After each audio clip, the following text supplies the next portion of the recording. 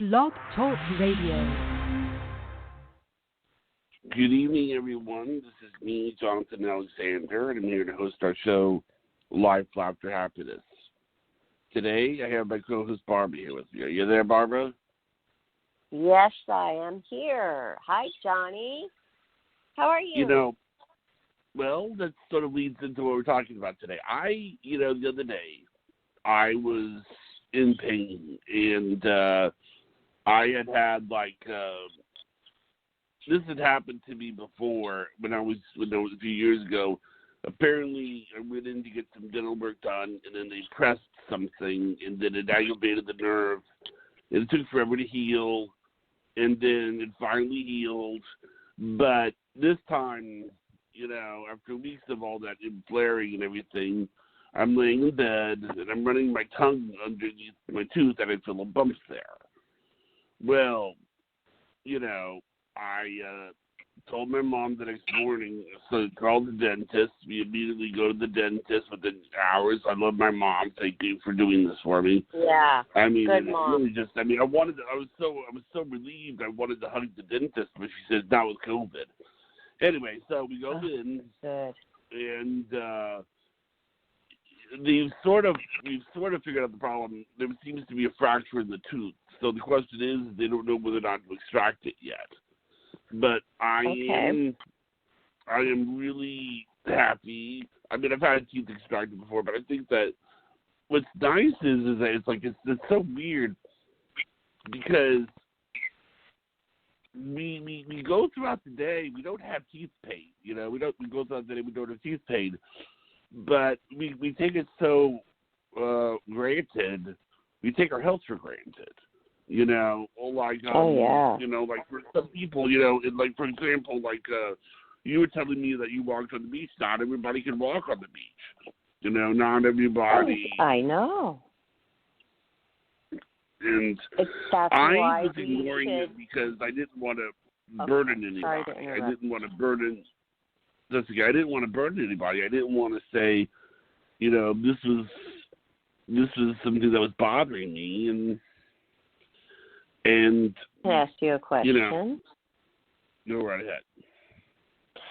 How long did you endure the pain before you said, "Hey, this isn't right. I need to tell somebody. I need care. 2 weeks? 2 weeks. Oh, well, Johnny, I was doing things about pain it. is horrible. Well, no, but I was taking Advil, and I was taking, so it was stopping. It was making it go away, but it would just come back. Is what was happening. It's the math. It's right. So then, was your mother mad at you when did she say, "Hey, Johnny, don't ever wait that long to tell me something," or did you not admit it to them that you've been in pain for 2 full weeks? I had admitted it. I had admitted it to them. I did. What it is a few days earlier, I admitted it to them. I'm supposed to go back to the dentist anyway to get some other work done, but I think it was just it was one of those things where I think that mom knew what was going on, but she didn't know how bad it was. It wasn't like. Why did you? Okay, so this is a normal thing that happens with a lot of people. We were talking about it off air a couple of days ago about health. People feel guilty. They feel like there's a burden on the loved ones around them that you're relying on certain people to help you. So is my daughter, and she even felt bad when I didn't have to. I want to go buy her Benadryl for allergic reactions that she's been having. And I got her a whole new box, and she said, "Oh, you didn't have to do that." I'm like, "What do you mean I didn't have to? You need it." And she goes, "Yeah, but it's expensive." And I go, "I never have complained about expense on your health, ever. That's first priority." And then she felt really loved. But what is it in a person that they feel the first thought is like, "Oh, I'm going to deal with this myself. I don't want to burden anybody. I feel like I'm a burden." Why? Even at this young age when I've only been nurturing. I think what it is that, quality health care is a very complicated question. Because, for example, like a dentist will look at your tooth, and the first thing they'll do is they'll make sure that, they'll clean the tooth, cavity next, root canal next, then they might extract it after that. But, it's sort of like at some point, we talk about healthcare. I mean, it's sort of like your daughter. Is that what gave you the anxiety? Is that what gave you the anxiety about hearing your parents talk about healthcare problems, and that's why you didn't want to burden them? I'm trying to get to the root of the problem. No pun intended. It's okay. I think what it is that, this is what I mean, is that, sometimes doctors do things that aren't necessary, and doctors, and it's like sometimes you want to pull the punches. With your daughter, it's hard to diagnose family members because, like, for instance, I mean, if Priscilla were in the hospital, you would want her to be treated like the Queen of Sheba, you see. But if it was another, and she was. She was. Yeah, you see what I'm saying? Yeah, because the fact that it's like all of a sudden, you don't want. And a good example of it is, I think I told you about, like, for example, what happened with my grandfather and my father, right? I don't remember. Why don't you refresh my memory and tell the audience at the same time? That's fine. My father was an MD. He was a psychiatrist. And one of the things that he basically told everyone, he went to go see my grandfather at the time. Well, they told, the doctor came out and they said, we looked at your dad and he had a stroke, And my father says, no, he didn't. No, he didn't. He didn't have a stroke, Now, the thing you need to understand is my father, when you're an MD, you probably know more about strokes than most people on the planet. But yes, when you're talking about a father, he didn't want to admit that his father had a stroke. So it would have been too much different. for him. Yeah. It's like if it had been a different person, same age, such and such and such and such, Dad would have probably thought. But because it was his father, he just couldn't admit it. So that's why you wanted to do this on health, because not only do we need it as humans, we need health care, but there's a whole other thing that goes with that, needing it, is anxiety. And why do we have these anxiety issues? So I want to know, though, what do you think your anxiety really comes from? Because you saw your father in denial about his father having a stroke, and you saw that. Well, there's also another aspect of it too. Why? There's another aspect of it too. Like I've been to the doctor, and I've had my blood pressure taken, and then I go home, and I tell him what the blood pressure is, and then he goes, "They didn't give you anything." And I'm like, "No, they didn't give me anything. They just told me that's what it was." And I'm like, they should have given you something. That's high. And I think it's because the problem is that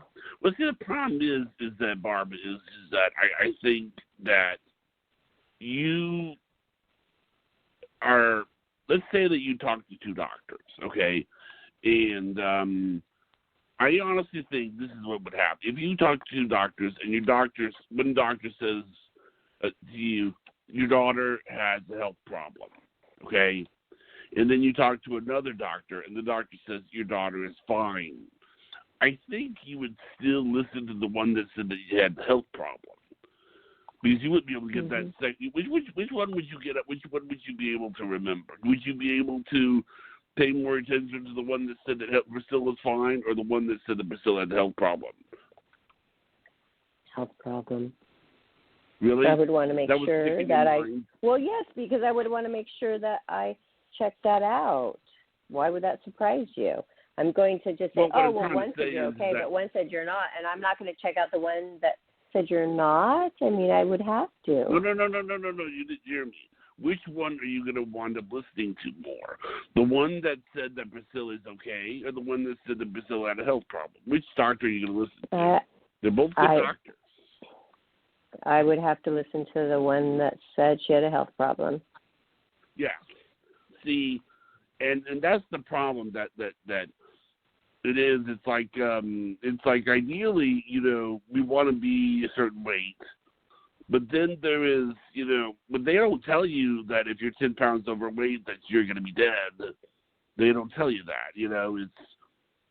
It's just that you get a certain weight and then you become obese. That's an interesting thing that came up today when we were watching Saturday Night Live, because I wanted to show her who Mike Myers was, who was the star of the movie I was in, Austin Powers, and where he started with Wayne's World, put him on the map, this Mike Myers. And she's like, oh, isn't that guy in the horror movie? And I'm like, no. And so I looked it up on YouTube, and then there was all these other skits. Remember the obese men who, there was a few comedians on SNL, and they all died of heart attacks. They all died of heart attacks, and I told her about it. I said, see, here's the thing. And she was laughing because it was the Chippendales skit with yes, that's Chris Farley. Patrick Swayze. Yes, okay, and it was that when she was laughing, she's like, oh, I bet you like that, the one on the right. And I'm like, and she goes, that was mean, I'm sorry. I'm like, no, I mean, it's a skit, it's supposed to be funny, but the thing that's not funny about it is that everybody loved these actors because they thought they were the big character that played all the parts of the fat character. That was the funny skit. I don't like to say that, but that was it. That's what they did. That was the character. That was the actor that played that character. They were special because of it. So they would just start to eat because, oh, well, this is why they love me, because I'm the big character. And they start eating, and then maybe they start with doing drugs, and then the coke, the cocaine, the partying, the no sleep, and this pressure of being a new star, being on the show. Either you got to be there, and pretty soon their heart just gives out because they can't handle the weight. That is a health issue. I told her about that, and that's how things can get out of control by the media. And another thing, also, this isn't so like health, but like the Dirty Dancing character, the actress named Jennifer, and she became known from that movie. And right after that, she got a nose job and shaved that. Like, I thought she was cute as a button. I thought she was perfect that way. I never thought anything was wrong with her nose or anything. She went and got a nose job. She never got a part after that again, because it's like they wanted the America's Sweetheart. They wanted that actress, you, that played that role in Dirty Dancing with Patrick Swayze. They wanted you. You changed that right after that movie, and you never got a part again. That was a huge mistake right there. Altering yourself, altering your special self. I mean, you already made it that far. You're this huge blockbuster, and now you have to change yourself. Why? You made it naturally the way you are. That was just a heartbreak for me to see that happen to her. So there's a lot of pressure from social media, too, with health and the way you look and what are you supposed to do about it. And it trickles down. It trickled all the way down even to you, about telling your parents about your tooth pain, because I know how strict you guys are about coronavirus and not getting out of the house. So they're very careful about that. So that might have been a factor too, right, Johnny, that you knew that they didn't want you to go out to the germ world? Yeah? That's possible. Mhm. So deep down, you had anxiety, but thank God you finally told her, because nobody wants to deal with tooth pain, especially as hard as you work on the show every single day. I mean, you were telling me you had headaches, and nobody wants to have a headache. I never get headaches, but if I do, I think, oh, I feel so sorry for the people who get headaches all the time. They're no fun. They're horrible. How can you even think? How can you look at the computer screen, Johnny? You poor thing. I feel bad. Yeah. But I mean, Wow, now I'm sorry you went through that. How are you now? I Sorry you now. How are you now? I should feel a little better. I mean, it's I have to take A little? I'm a lot better. Because I mean, I'm not. The ibuprofen seems to slow it down a little bit, and Good. So I okay. So you've you're had not no problem. in pain, really No, bad not pain. right now. You're not in really bad pain. No, only when it Okay, only happens good. when I really touch the tooth, and I have to be careful when I eat. But it still seems to have even that seems to have gotten better. So because they gave me some antibiotics. Okay, good. So that's fighting all of that. Okay, good. It will heal. I'm glad you're on the road to recovery, and it's all great. All right. All right. Good. So what you said these sort of things before too. What have you done? No, I don't remember any health scares or health problems. I have been extremely lucky with my teeth. I've never had, I had cavities when I was little, got those drilled. That was traumatic. I never had to have braces. Every single tooth grew in perfectly, symmetrically straight. I don't know how. It just happened. It literally just happened. And never had to have a root canal. I never had a crown. I actually chipped one front tooth and a little tiny veneer on one. That's it. So I got lucky on that. And with the health, nope. When I fell down the stairs, I went in and got the full body scan, CT scan. The lungs were clear. The heart was clear. Every organ was working perfectly fine. There was one broken bone, a rib. That's all. I was lucky. No brain bleed. I'm lucky. And he's like, but your teeth have these little cracks in the front. And the only way that you could have those cracks in the front, you can hardly see it with the human eye, is by blunt force trauma. And I said, well, I was not beaten up. I was not punched up, I was, I had a lot of accidents. I got bucked off horses. I had a severe motorcycle crash. He goes, that's what it is. Blunt force trauma. You've had multiple concussions, and there will be effects from that. And I do notice this last one, my memory fades me on many things that are just very important that you would never forget. And this is upsetting because can you really relearn your memories? No. Yes, my best friend from elementary school said that you could relearn everything. I have no problem with that. I have a problem with not remembering real special moments. Special moments? Yeah, just for example, on the interview that you did on me the other day, for the Miss December Diaries, my own, what was it like to be a Playboy Playmate, the first beginning days of that and all that. And you asked me, well, what was it like when you first found out? How did you first find out? You'd think I would remember that. That's the phone call or that's the letter that you remember, right? That's like the same thing as getting accepted into like the hugest college that you had dreams of going to your whole life. Something like that you remember. I didn't remember.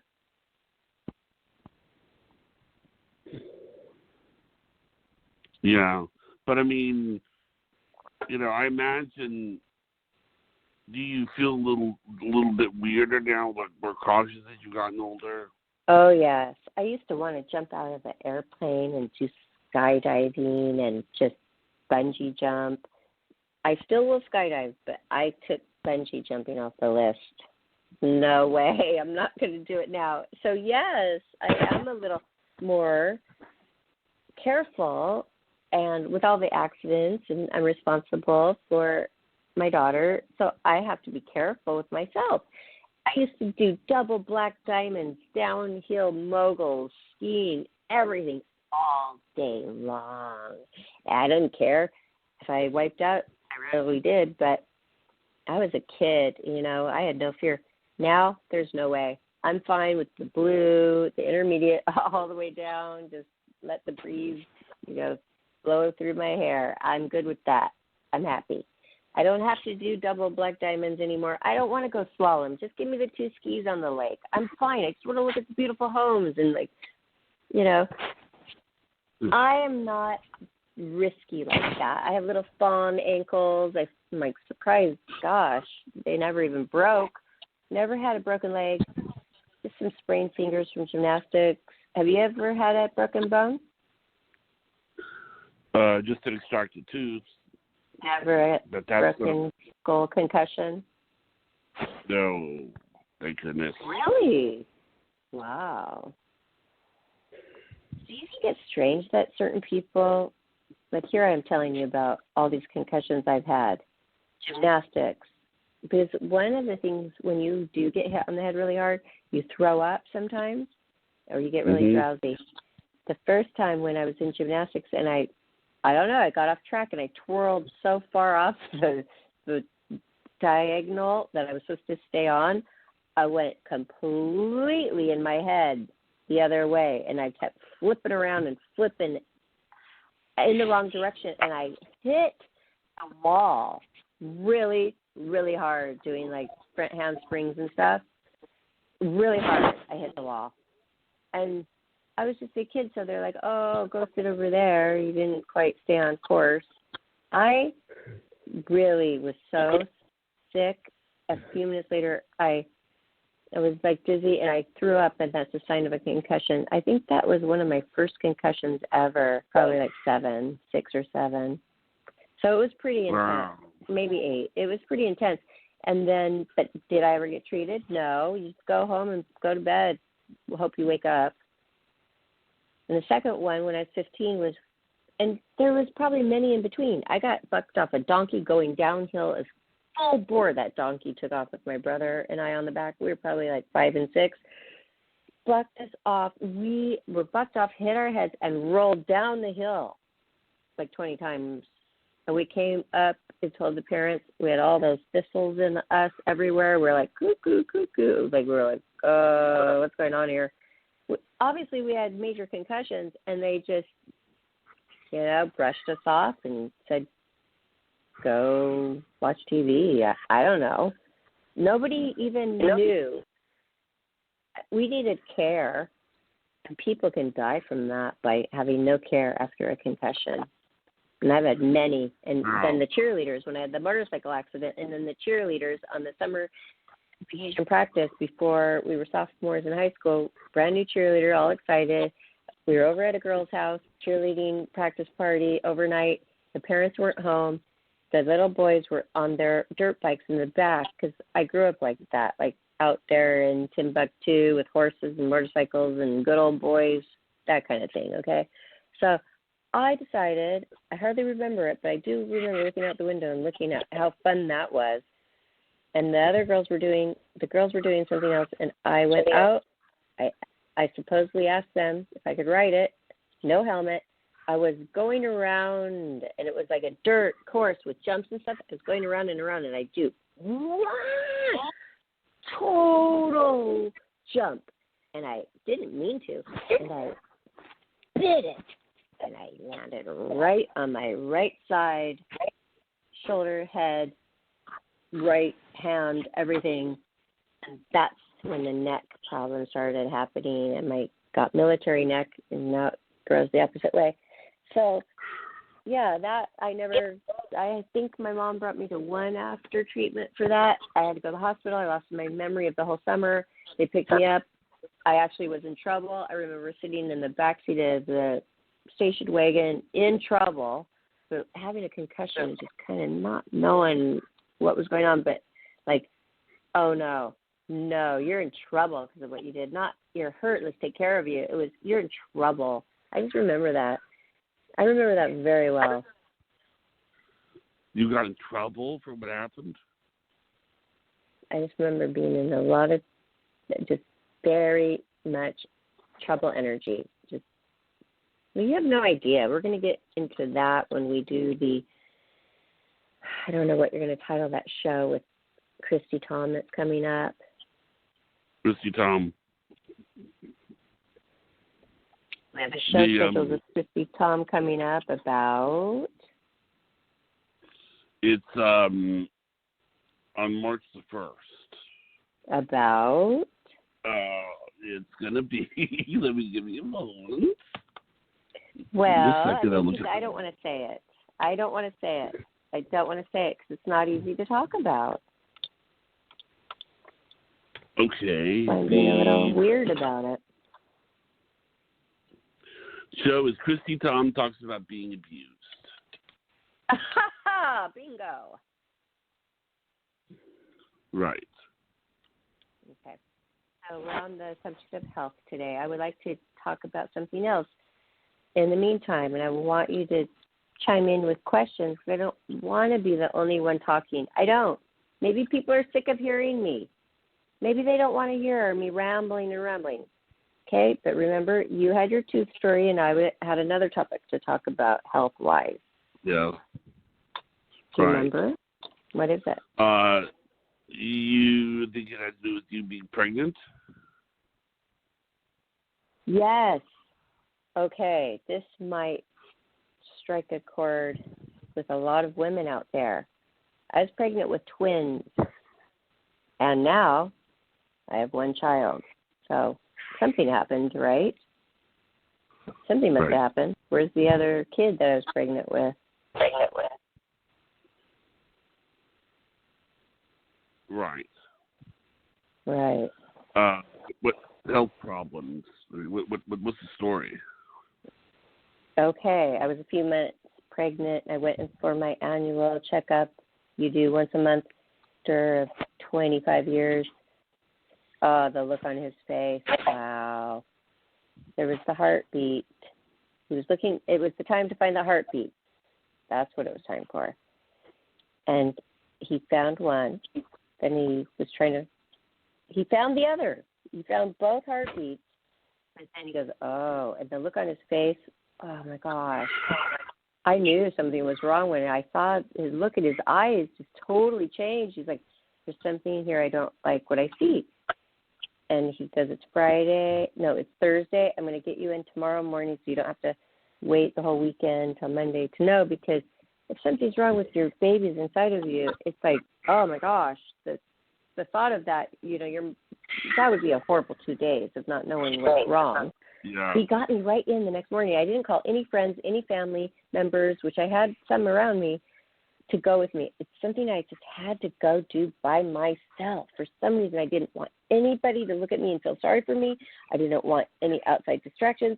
All I knew is I'm going to go there, I'm going to talk, I'm going to do what it takes to know what's going on, take care of my babies inside of me.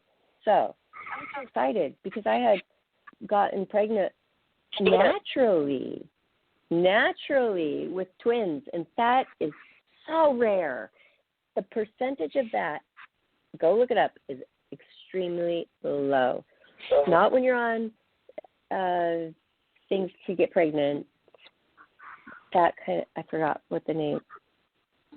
What is it? Fertility Yes. drugs. That's a different story. That is very common. But I wasn't even meaning to get pregnant, trying to get pregnant at all. Never had been pregnant. Naturally, I got pregnant with twins. I went to the person the next morning, a specialist, because when you go in and they're just doing the ultrasound, that's the ultrasound. But there's something called the 3D ultrasound where they could really see all the different angles and really, determine. He goes, I see a halo. My original doctor said, I see a halo above one of the babies, and I don't like that. So what does it mean? And he goes, usually it means hygroma, which means a cyst of water that grows around the head of the baby for some reason. So I went there to the specialist. 2 huge long needles, Johnny, because when you get an amniocentesis, which means they take a sample from the fetus, and they have to poke a needle through your stomach and go all the way down and poke into the sac of the baby and poke into that fluid and just extract some of that fluid and test it. So I had not just one amnio needle, 2, and these things were big. I just dealt with it. Oh, God. Sticking right in your big stomach that's like pregnant, okay? Yeah, 2, and they're like, I don't know, 3 feet long or 2 feet long needles, thick. They're pretty thick. Oh, God. Okay, so I did that and comes back. Then you do have to wait. You have to wait a couple of days for the lab test to come back, and they said, okay, well, your baby has cystic hygroma trisomy 18, meaning something wrong with the chromosomes. And back in the 50s, right before they had the ultrasound, there were so many women delivering twins, but one would be stillborn. And because they didn't know that one was in there. So he said, naturally, usually the heartbeat stops and it kind of blends in, and then you have one baby, but you'll see the other baby, during birth. Now we can see what's going on. And I said, well, what about the other baby? What about the other baby? Okay, there's something wrong with this baby, but what about the other baby? And, they weren't even telling me about the other baby. It wasn't about the other baby's health. It was like, what was this baby, male or female? They were not exactly the same twins because they had 2 separate sacs, meaning they would be, obviously, because how could they be exactly the same when they're 2 different sexes? So the one that died was the boy, but I actually had to sign a paper that took his life. So I've actually taken a human life. I have. So this gets into the politics thing.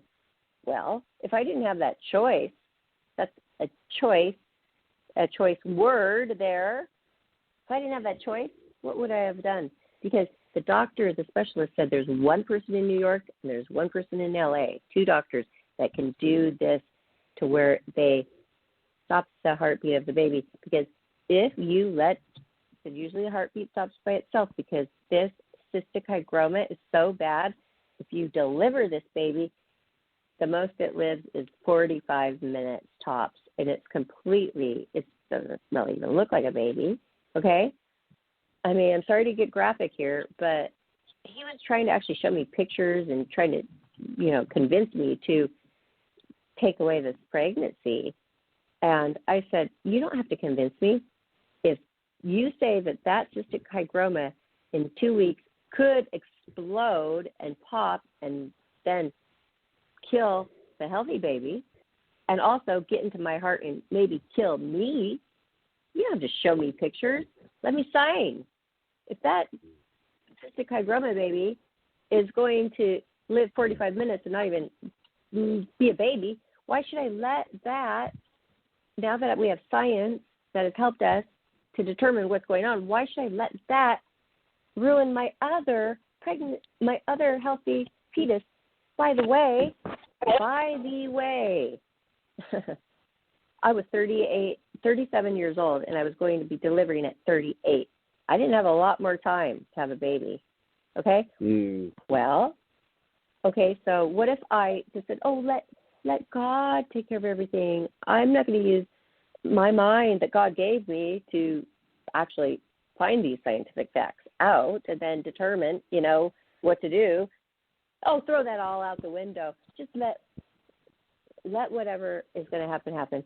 I may not even have a child right now, and she's 13, and she weighed 3. My daughter, she was 7 weeks to the day early, and my doctor, that 28 years doctor that I had in Beverly Hills for all those years I lived in LA, he couldn't believe I was the one who was going into labor, and they called him, and he was in Nashville, Tennessee at Vanderbilt University watching his daughter graduate from college. He couldn't be there for me. Okay, Johnny, I was emergency. I called the doctor. No. Do you really want to know the truth? This is actually a pretty interesting story of exactly what happened. Sure. Okay, I went to the place. I brought Elkie. We all know Elkie. She's my best friend. She is the German Playboy Playmate and model best friend of mine since for years. She's like, I want to drive there with you to have the procedure where they stick the needles down and then they put chlorohydrate into the heart and stop the baby's heartbeat. So then you won't have fear that the cystic hygroma bubble of water around the head, that's where you saw the halo. In the beginning ultrasound, you see the halo with that kind of thing. And it's this big bubble, and if it bursts, we could all be goners, okay? So we had to go take care of that, all right? I went to the one lady in L.A. She stuck the needle all the way down my stomach again, and we were watching it on a monitor. And when that needle went into my stomach, Elkie's hand, she started grabbing my hand squeezing my hand so tightly, and she ended up underneath my hospital bed because she couldn't handle it. I mean, it was bad. I mean, to watch those needles go down, and I already had done that twice. Now I was doing it again, and she couldn't. She's like, how can you handle this? She was underneath my hospital bed. She couldn't look. And so then the doctor, there's the three of us in there, and the two babies. And these are human. This is life, okay? When does life start? I think it starts when there's a fetus with the soul. I don't say that life starts even with a heartbeat. I say life starts the sperm connecting with the egg. That's when I think life starts. And so, believe me, I mean, I'm not feeling good about it, but I'm also feeling like I don't have a choice. I don't have a choice in the matter of I have to save my child. I have to save the healthy child in there. Yeah. Okay, that's what I was doing. Okay, so then I go to back up 1 second. And then what about the other one? But what's the sex? Like, I wanted to know the sex of my child, the one that is, because I hadn't even found out the sex of my twins yet. So I'm finding out that one is not going to probably survive, and I have a big decision to make. And then I have another one that's healthy, and they hadn't even told me the sex of each one. For some reason, this was a big deal to me. And I'm sure other parents out there, it is. And you're wondering, am I going to have a girl or am I going to have a boy? Are these going to be unidentical, but boy and boy or girl and girl? I mean, all these things are going through your mind because you know you're pregnant with twins for a few months, you know. They see two little back there. I knew that from the beginning. Okay, I'm feeling special. I'm excited. Okay, now I'm not going to have twins. I'm going to have one.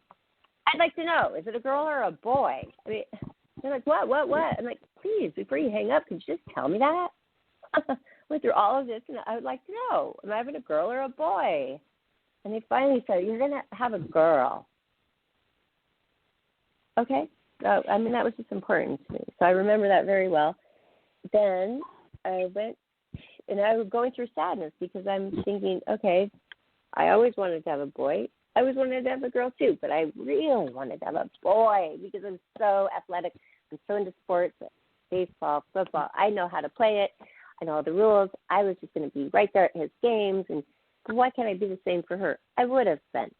But for some reason, she's just not into it like I was. So all that's going through your mind of, okay, you're actually losing a child.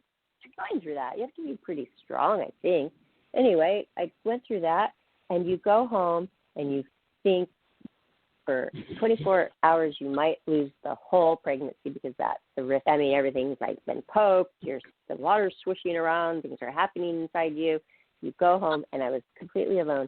I had broken up with Lorenzo Lamas. I was engaged to.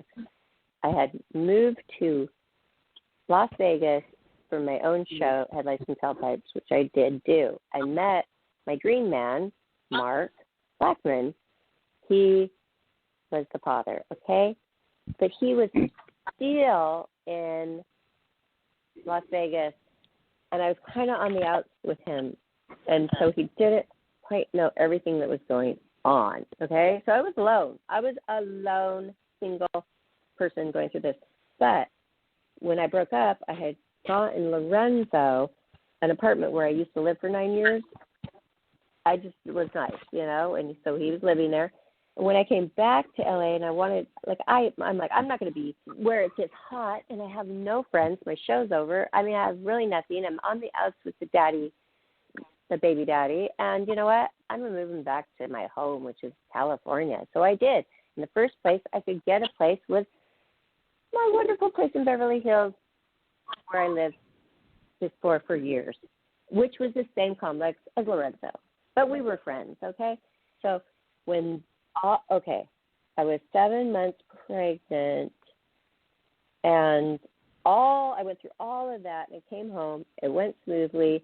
I didn't lose the other child. I had still my pregnancy. It should have gone fine for 9 months. I was gaining a tremendous amount of weight because of your body's like, you have twins, and you just are double hungry. You're double everything. We've been over that with one of our Playmate guests. We just had twins. Okay, anyway. So, long story short, Lorenzo lived in the same complex. So when I was 7 months pregnant, I wasn't feeling well one night. We were still friends. I wasn't feeling well one night. And then all night long, I was having these contractions. And I thought it was called Braxton Hicks. Now I'm finding out there's no such thing as Braxton Hicks. Those are not fake contractions. Contractions are contractions. They're real. I mean, they're happening, aren't they?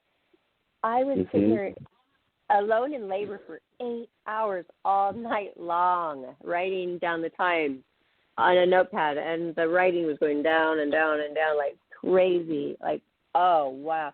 This brings me back to exactly what your topic of today is. We feel like we're burdening people. I was laying there for 8 hours in labor and didn't want to actually go cry for help because I didn't want to burden somebody. I finally picked myself up at around 5 a.m. and took the elevator down to the first floor and knocked on Lorenzo's door. Answered, and he was like all ready. And I'm like, oh my gosh, it's like 5 a.m. You're ready to go. I have an emergency. He's like, what's going on? I go, I have an emergency.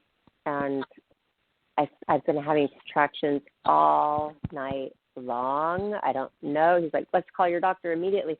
I sat there on his bed, and all of a sudden, whoosh, my water broke.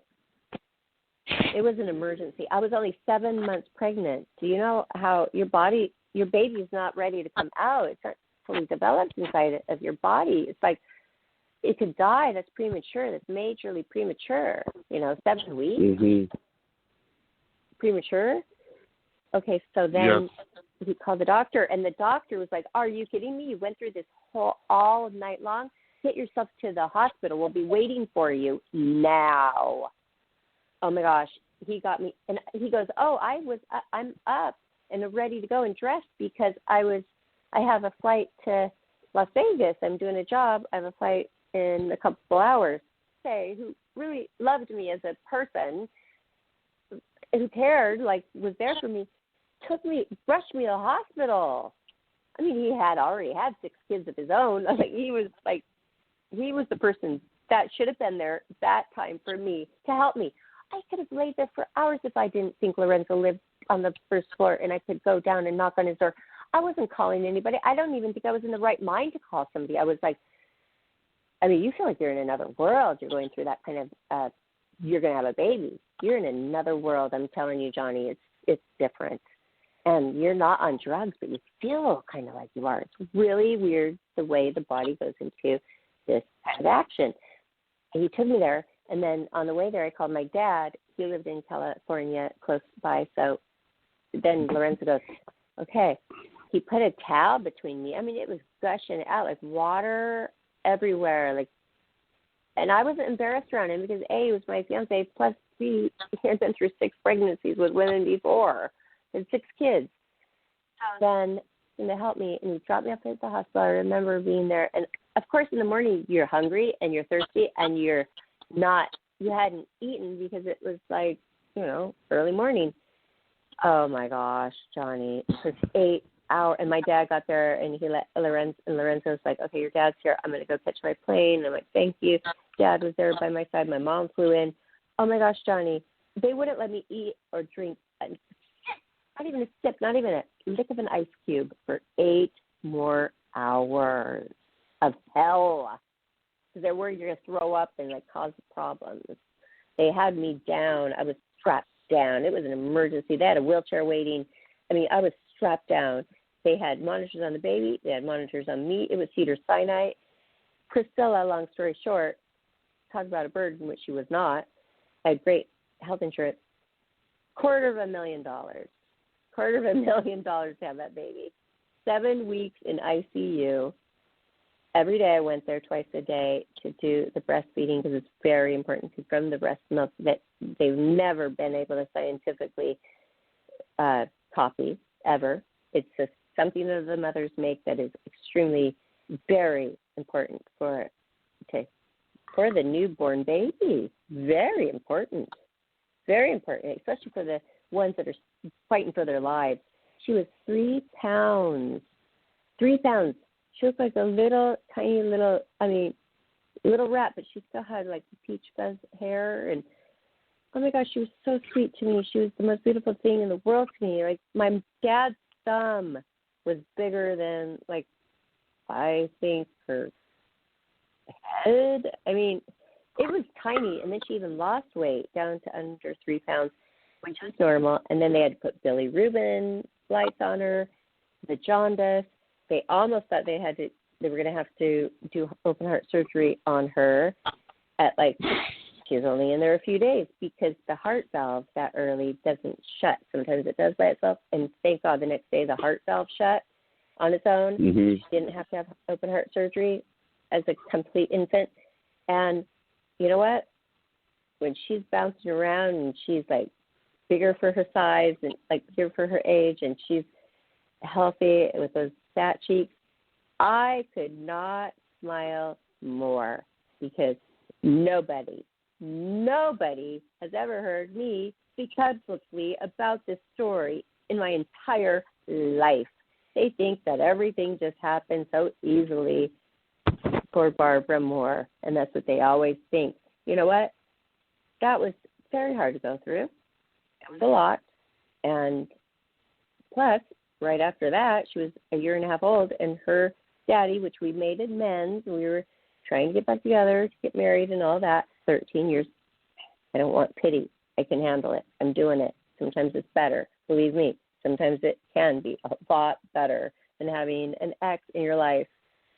And sometimes I often think, wow, what would it be like if he was alive? I mean, I wouldn't be getting my payments on time probably, and I probably would be having arguments, and I'd probably be worried about my little toddler going over there on the weekends around the swimming pool. I mean, these are things. And right now, when people have to give their kids to the ex every other weekend, Corona. You know. Yeah. Would he be supportive about the show? Is just fine. Yes, he would be fine with the show. I'm sure he would be fine with the show. Fine with my career. That wasn't the problem. He was just, why? Because of what I've said before about the problem? No. Just curious. That's all. Oh, the show he was fine about. He did have a jealousy problem. I mean, we'd be at the gym and I'd be working out, and if some guy said hi to me, and I said hi back. So what am I supposed to do? Be rude and just ignore people? If they say hi, I'm going to say hi. I mean, we're working out. You know, we're people. We're human beings. Oh, I get home and you say, well, you want that guy. I'm not going to say the word you said, but, you know, I can't deal with that. I'm a model, okay? I'm known. I'm going to get some attention out there in public. And if somebody is with me and can't handle that and is threatened by that, that's when it's not going to work. And that's when it bummed me out to find out that was the case with us, because everything else was just amazing. Everything else was just great. And the jealousy is what ruined everything.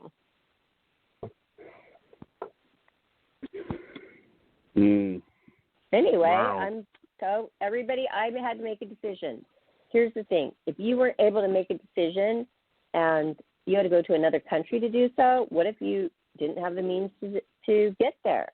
What if you had only your family to help you and they believed in, you know, it wasn't an abortion. It was, I had the choice to actually end a life okay? A life, a heart beating. So that's why I love the show so much, because I never felt guilty about that decision. I felt good about my decision, but I often wonder about my decision, like, where is he? And so the show, Life, Laughter, Happiness, coming aboard the show, it was so spiritually based a couple times a week that I was able to get a lot from that, to be able to talk to him, and like, I'll see him again. And I named him that day. Do you want another name? What? Gabriel. Oh, that's right, you told me. Yes, because it's the name There's of a an site angel. that came in, I think it was about the pillows. Remember that? Gabriel Yeah, I have talks to talked you. about it briefly.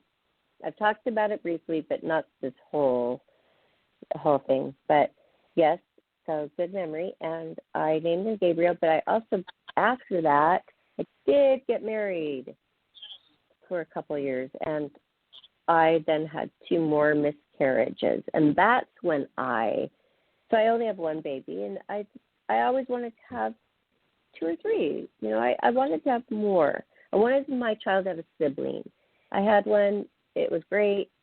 I think it just adds a lot to life to have a sibling, and I wasn't able to give that to her, but I did try. So there's 3 that are, I say, in heaven, and there's one I've named, and then I'm thinking, oh, well, those other 2 didn't count. Well, why don't they?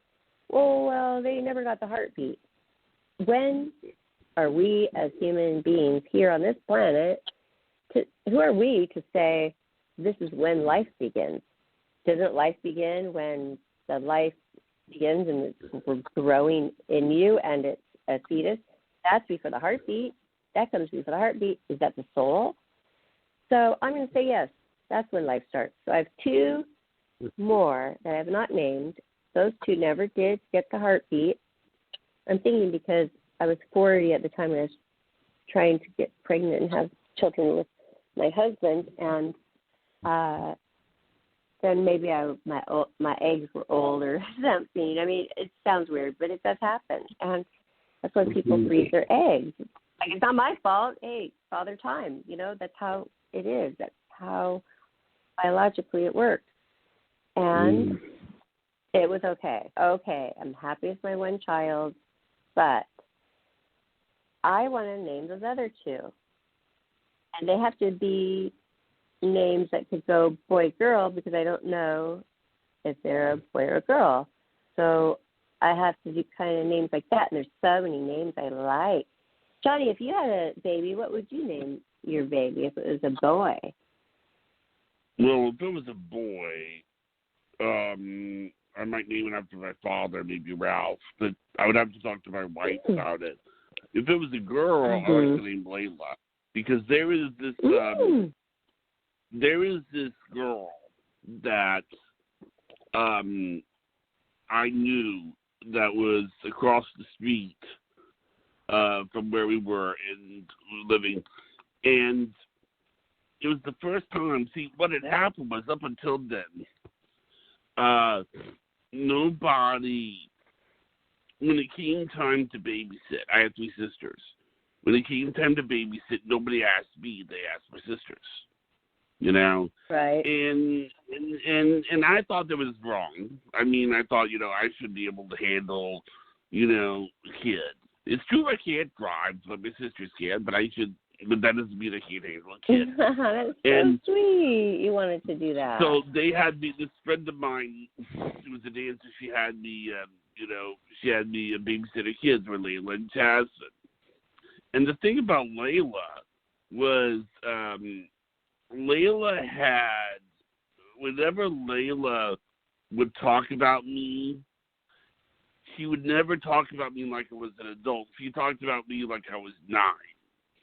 Like, they actually came, I'm not kidding, they came over to the house, they rang the doorbell. My mom answered the doorbell, and they said to my mom, "Can Johnny come out and play?" That's they so actually said sweet. that. How old were you? And I was in my 30s. How old were you? I was in my 30s. Oh, they and they were identified, 9, they could relate to you. And but see, the thing about Layla was that Jasmine, what Layla would do is Layla was passively aggressive when it came to getting things that she wanted. Like, for example, I was a member of a country club, okay?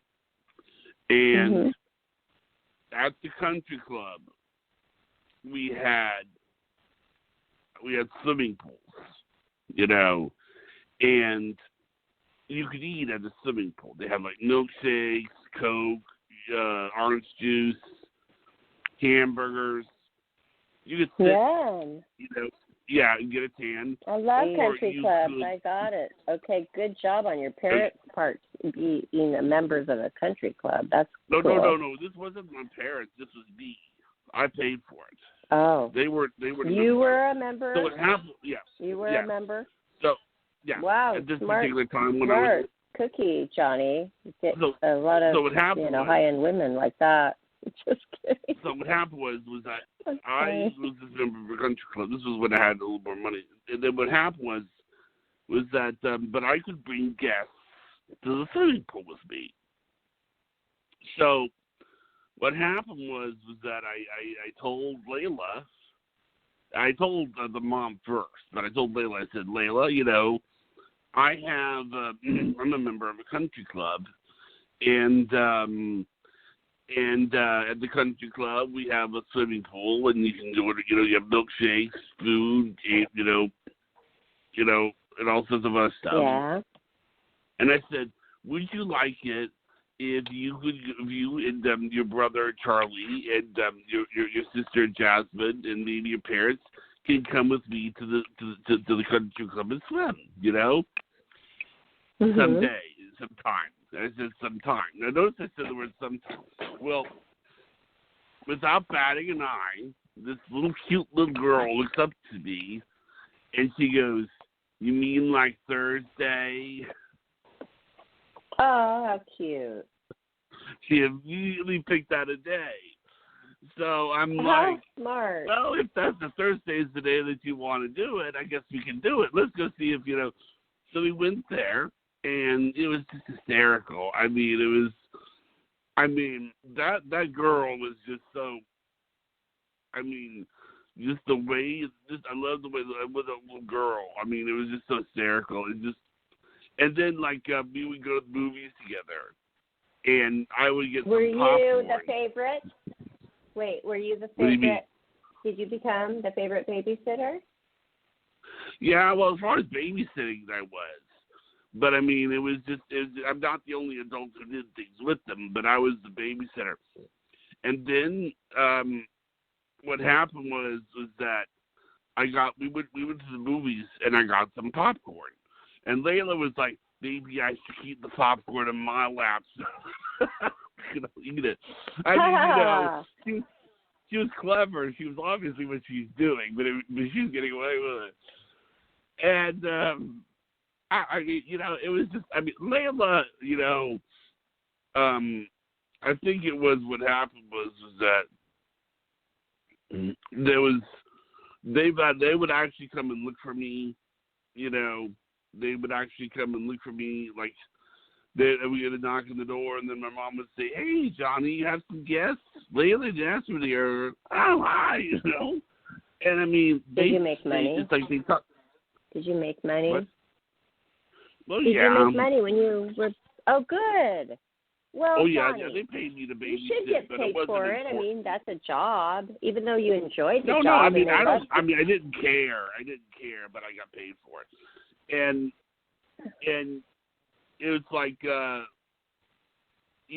what I loved about those two was that everybody says they talk about you like you're 9.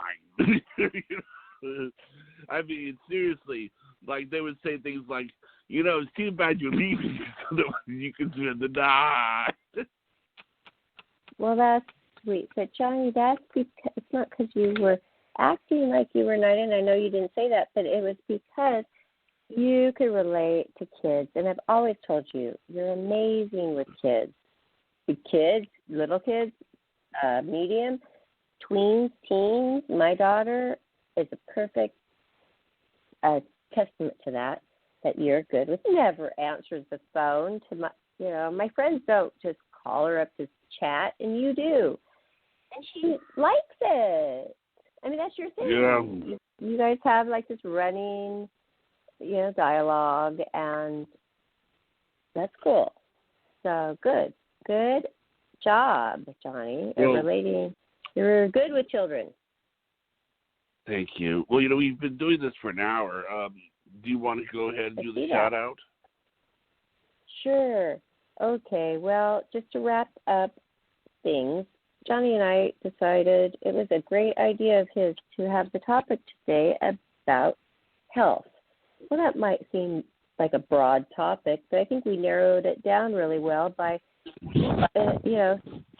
talking about Johnny's recent health problem with his tooth and, not wanting to burden people. And then my whole thing, which was one of the biggest, I'd say the biggest health scare.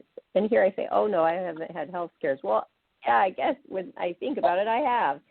And mine, and how I laid there for hours not wanting to burden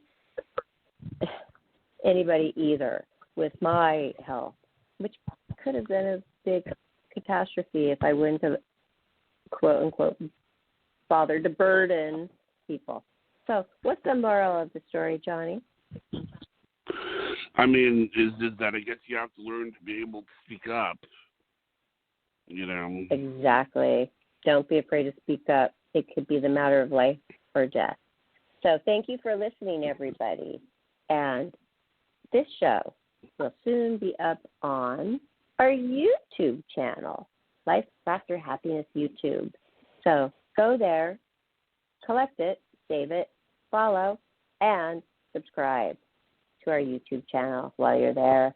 Enjoy it, and we thank you for listening, and look forward to seeing you next time. But until then, go to our Facebook, Instagram, Twitter.